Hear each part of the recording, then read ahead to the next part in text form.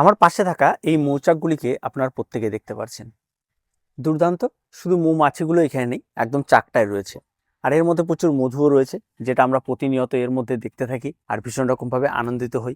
আর সাধারণত এই গাছটিকে আমরা বলে থাকি পিঙ্ক লেডি। এই পিঙ্ক লেডি কিন্তু আপনার গাছে বা ছাদ বাগানে লাগানোর জন্য, একজন নতুন বাগানি হোক পুরনো বাগানি হোক, ভীষণ রকমভাবে ভালো একটি গাছ রয়েছে। আর হ্যাঙ্গিং প্ল্যান্টের জন্য সবচেয়ে বেস্ট গাছ হয়ে থাকে। আর এই গাছটিকে যখন আপনি আপনার ছাদ বাগানে বা আপনি আপনার বেলকনিতে বা আপনি আপনার বাড়িতে লাগাবেন, তখন দেখা যায় নার্সারি থেকে চারা ক্রয় করার পরে গাছটি একটু সুন্দর সুন্দর কালার রয়েছে, তার মানে গাছটি দেখতে অনেক বেশি সুন্দর, তার মানে গাছের অনেক বেশি যত্ন করতে হবে, এই বিষয়টা আপনাদের প্রত্যেকের মাথায় ঢুকে যায়। আর যখন এই বিষয়টা মাথায় ঢুকে যাচ্ছে, তার মানেই এর প্রতি একটা এক্সট্রা আলাদা রকম কেয়ার তৈরি হয়ে যাচ্ছে। আর যখনই এই জিনিসটা তৈরি হচ্ছে, তখনই কিন্তু গাছের মৃত্যু ঘটছে। তাই এই যে গাছগুলি রয়েছে, এই গাছগুলিকে সেই রকমভাবে যদি যত্ন নিয়ে থাকেন, তাহলে আপনি বিভিন্ন ধরনের এই গাছকে ছায়াতে রেখেছেন, কেউ কেউ বা এই সমস্ত গাছগুলিকে নিয়ে বিভিন্ন ধরনের নিয়মিত খাবার প্রয়োগ করে গেছেন, বিভিন্ন ধরনের মানে এই সমস্ত গাছের চারা তৈরি করতে গিয়ে ভুল ভ্রান্ত ধারণা তৈরি করে ফেলেছেন। আজকের এই ভিডিওতে এই গাছের সম্পূর্ণ এই চাকটাকে ঠিকঠাক রাখতে গেলে, সারা বছর যেমন থাকে, যেমন শীতকাল, গ্রীষ্মকাল, বর্ষাকাল, সারা বছর এই চাকটাকে ঠিক রাখতে গেলে বেশ কিছু 3টে টিপস রয়েছে। এই 3টে টিপস আপনাকে মেনে চলতে হবে। প্রথম টিপস, মাটি তৈরি।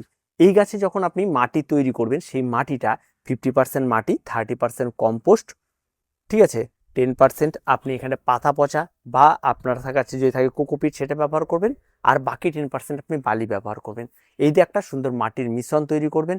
এই মিশ্রণের সঙ্গে অবশ্যই আপনি হাড় গুঁড়ো, শিংকুচি, নিমখোল আপনি ব্যবহার করতে পারেন।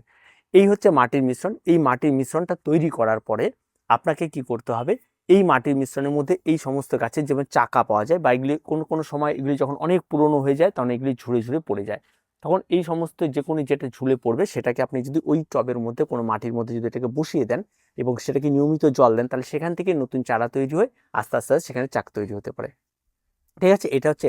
বা নার্সারিতে যখন আপনি নিয়ে আসলেন, তখন সেখানেই বসিয়ে দেবেন।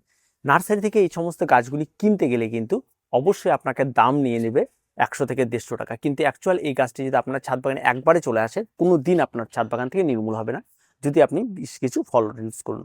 2 নাম্বার ভুল, যেটা আমরা প্রত্যেকেই করে থাকি, এই সমস্ত গাছগুলি খাবার দেওয়ার জন্য এই সমস্ত জায়গাতে বারবার আঘাত করি, জৈব খাবার দিই, সমস্ত কিছু দিই, ফলে কি এই সমস্ত জায়গাগুলিতে পচন ধরে এবং পরবর্তীতে এই গাছগুলি নষ্ট হয়ে যায়। এই জায়গাটা যদি পচন ধরে, গাছ নষ্ট হয়ে যাবে। এখানে যদি পচন ধরে, সাইডে যদি পচন ধরে, তাহলে গাছ এখান থেকে বাদ দিয়ে দিলে আবার উপর থেকে বেরিয়ে চলে আসবে। কিন্তু এই জায়গাটায় যদি টবের গোড়াতে যদি পচন ধরে, তাহলে সেই গাছে কিন্তু আর বাঁচিয়ে রাখা যাবে না। তাই কখনোই এই সমস্ত গাছের ড্রাই যে সমস্ত জৈব খাবারগুলি রয়েছে, সেই সমস্ত জৈব খাবার বা খোল জল, সবজি পচা জল, কোনো কিছু এই গাছে ব্যবহার করা যাবে না। এই গাছে সাধারণত ব্যবহার করতে হবে NPK 20-20-20 লিকুইড সয়েলেবল, যেটা সাধারণত 1 লিটার জলে 2 গ্রাম গুলে নিয়ে সমস্ত গাছগুলিতে স্প্রে করতে হবে। এটাই হচ্ছে সিস্টেম। এই খাবারটি আপনাকে ইউজ করে যেতে হবে। তার সঙ্গে সঙ্গে যদি আপনি আরও ভালো চান, তাহলে আপনি বাজার চলতে যে কোনো ভিটামিন, যেমন সাগরিকার পাওয়া যায়, যে কোনো কিছু পাওয়া যায়, সেগুলি মাঝে মাঝে স্প্রে করতে পারেন। ম্যাগনেসিয়াম সালফেট যদি আপনার কাছে থাকে, সেটা সাধারণত স্প্রে করতে পারেন। তাতে কিন্তু ফলাফল বা রেজাল্ট আরও বেশি সুন্দর হয়ে থাকে। 3 নাম্বার যে বিষয়টি রয়েছে, আমরা সাধারণত এই সমস্ত গাছে প্রচুর পরিমাণে রোগ পোকামাকড় দেখি। অনেকেরই যখন পাতা শুকিয়ে আসে বা কোনো কিছু হয়ে আসে, তখনই সঙ্গে সঙ্গে এই গাছটিতে বোধহয় ফাঙ্গাল ধরেছে, গাছে স্প্রে করো। এই সমস্ত গাছে পাতাগুলি এতটাই ক্ষুদ্র ক্ষুদ্র, এর মধ্যে কোনো অ্যান্টিফাঙ্গাল বা কোনো কিছু যদি আপনি স্প্রে করেন, তাহলে কিন্তু গাছের ফলাফল আরও ভয়ঙ্কর রকমের খারাপ হয়ে থাকে। তাই এই সমস্ত গাছে কোনো রকম রোগ পোকামাকড় তো ধরেই না, তাই এই সমস্ত গাছে সেগুলি নিয়ে একদমই ভাববেন না। আর এই সমস্ত গাছে কখনোই ভুল করেও অ্যান্টিফাঙ্গাল বা পেস্টিসাইড স্প্রে করবেন না। যদি পেস্টিসাইড স্প্রে করেন, যদি একটু রোদ বেশি করা হয়, তাহলে কিন্তু সঙ্গে সঙ্গে পাতা পুড়ে যায়। যদি অ্যান্টিফাঙ্গাল স্প্রে করেন, গাছের পাতার যে কালার রয়েছে, যে সুন্দর একটা কালার রয়েছে, সেই কালারটা ফেড হয়ে যায়। তাই এই সমস্ত দুটোর একটাও কিন্তু করা যাবে না। আর তারপরে আপনাকে যেটা করতে হবে, সেটা হচ্ছে প্লেন জল আপনাকে মাঝে মধ্যে স্প্রে করতে হবে।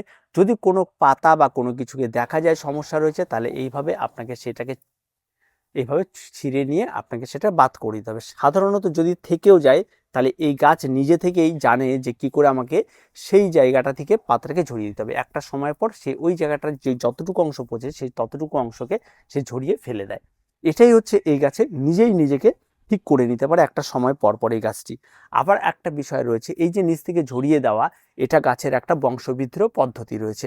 যদি কোনো কারণবশত এইগুলি ঝরে পড়ে গেলেই যে এরা সঙ্গে সঙ্গে মারা যাবে তেমনটা নয়। এই যে গাছটি দেখুন, এই ঝরে পড়েছে এবং এর কিন্তু শিকড় নেই কোনো কিছু, কিন্তু গাছ কিন্তু এক ফোঁটাও মরেনি, কিচ্ছু হয়নি, গাছ কিন্তু টাটকা রয়েছে। এটাকেই যদি আমি কোনো একটা গাছের গোড়াতে রেখে দিই তাহলে কিন্তু সেখানটায় নতুন একটা চারায় পরিণত হবে।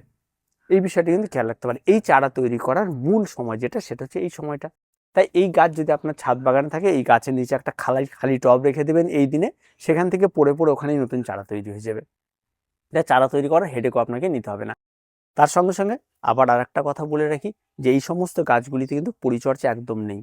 তাই মাঝে মধ্যে যে খাবারগুলি বললাম সেগুলি দেবেন।